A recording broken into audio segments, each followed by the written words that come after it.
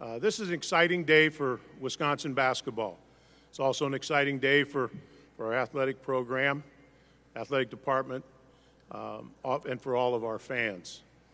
Today, I'm very proud and excited to introduce the next basketball coach at the University of Wisconsin, Greg Gard.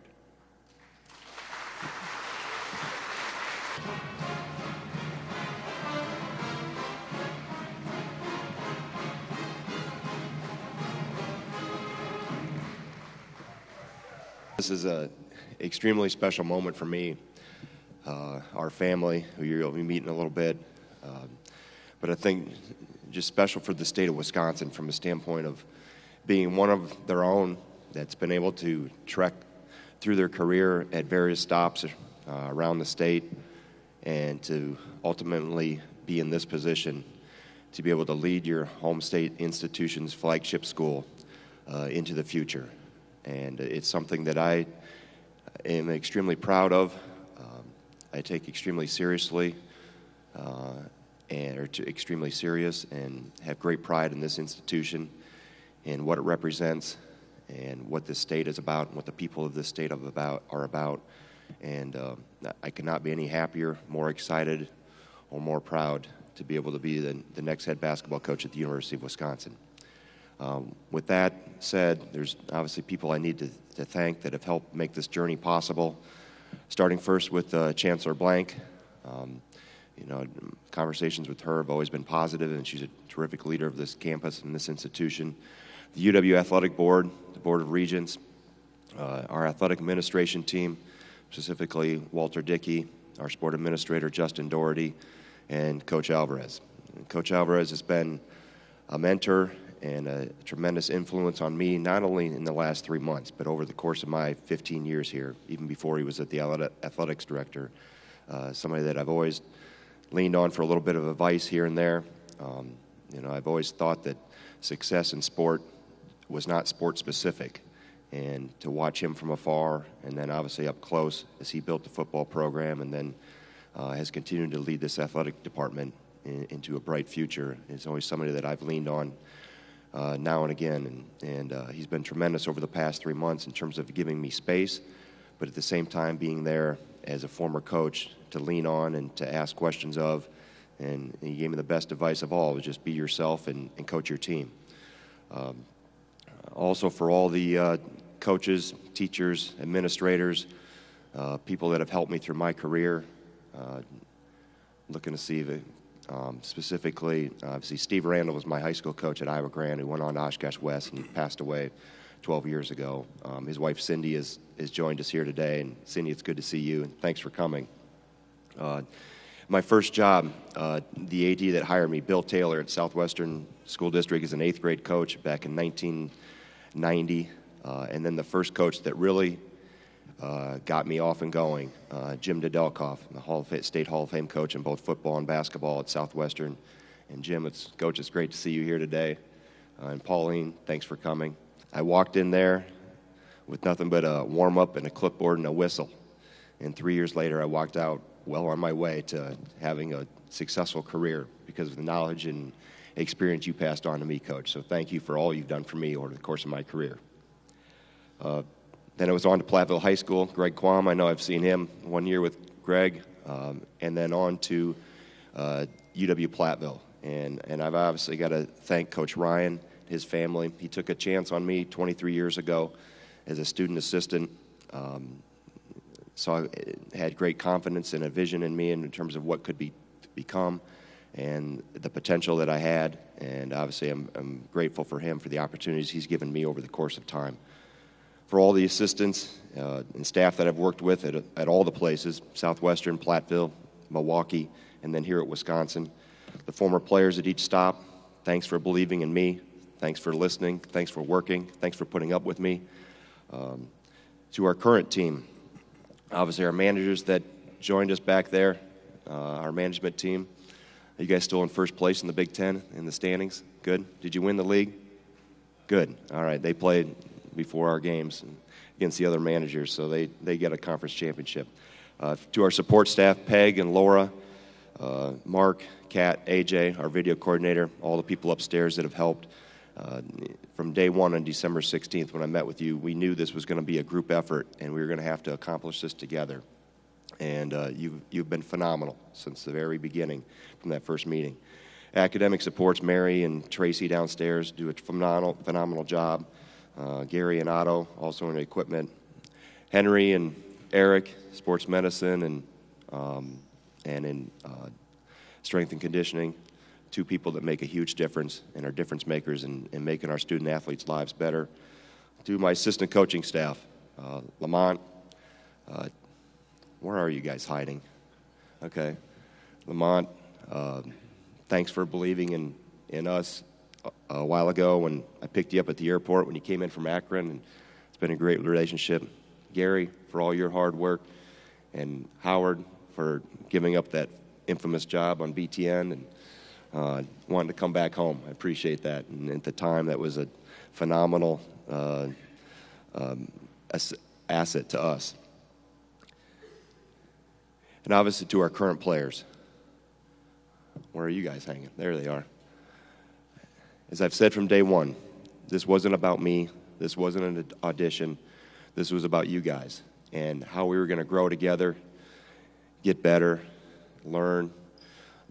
As I told you last night, the job you guys have done is second to none in terms of how you've bonded, how you matured. I'm so proud to be your coach, and I know this is just the beginning, but thanks to each and every one of you for making this so special and to make this opportunity possible for me. To our extended family that's here, I've got mother-in-law and father-in-law, Michelle's mom and stepdad, Steve and Judy. Thanks for all your support. I know we got some watching up in northern Wisconsin, Michelle's dad on BTN, so hello to Jim and Peg, and thanks for tuning in. Thanks for everything you've done. My brothers, the only smart one of the group that didn't get into coaching is my middle brother, Gary, and his wife, Sarah, and their kids, Caleb and Haley, are here. Also my brother, Jeff, who's now the head coach at UW Platteville, his wife, Amy, and kids, Hannah and Vincent. And obviously, where this all begins is always at home. And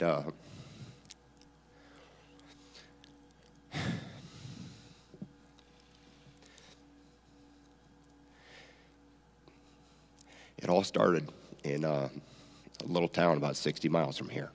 You all know where it is now. Maybe you didn't 15 years ago, but Cobb's pretty popular today. And for my mom, Connie, for you to be here. And Dad's here as well. He's just watching from above. But thank you for everything, all you've done. And to my kids, Mackenzie, Isaac, and Peyton, it's not easy being a coach's kid. I know that. You've given up a lot. But you've been phenomenal. You don't ride the wins and losses wave too much. Right, Mackenzie? But thank you for being there every day, and thank you for being supportive, and proud to be your dad. And obviously, behind every successful person, there's always a rock, and one that really makes everything function. And I can't say enough about my wife, Michelle. And it was that's the best recruiting job I've ever done. I'll never have one top that. So, Michelle, thank you for everything. This is not entirely possible, obviously, not only the past year and everything we've gone through, but over the course of time. I really appreciate you being right with me side by side. Without further ado, obviously, like I said, I'm extremely proud to be here as the head coach at the University of Wisconsin. This place is special. This place is unique. We're so excited about the future, which starts in a couple hours with practice again, and then on to the Big Ten tournament, and then into the NCAA tournament. But we'll do our best every single day to make Badger Nation proud and make you extremely happy to wear the red and white and on Wisconsin. Greg, is surreal a decent word to describe the last 24 hours or so? Yeah, it has been, just because we've taken such a day-by-day focus, and that's really how I've focused my whole career. I've really never got caught up into where I was in terms of my career, never had a barometer set or a timeline set on when I needed to be a head coach or wanted to be a head coach. It was always about gut instinct and finding the right place with the right people. And I think that's really what has made this place so special. Yeah, obviously, the Kohl Center and the facilities and this campus and this university are world class. but the people here really put it over the top, and that's kept me here. That's really been the difference maker for me, and I hope it'll continue to be the difference maker in the future. It'll be the difference maker for those that come here and play in the future and our student athletes here. But yes, the last 24 hours, to get back to your question, Jim, it has been surreal.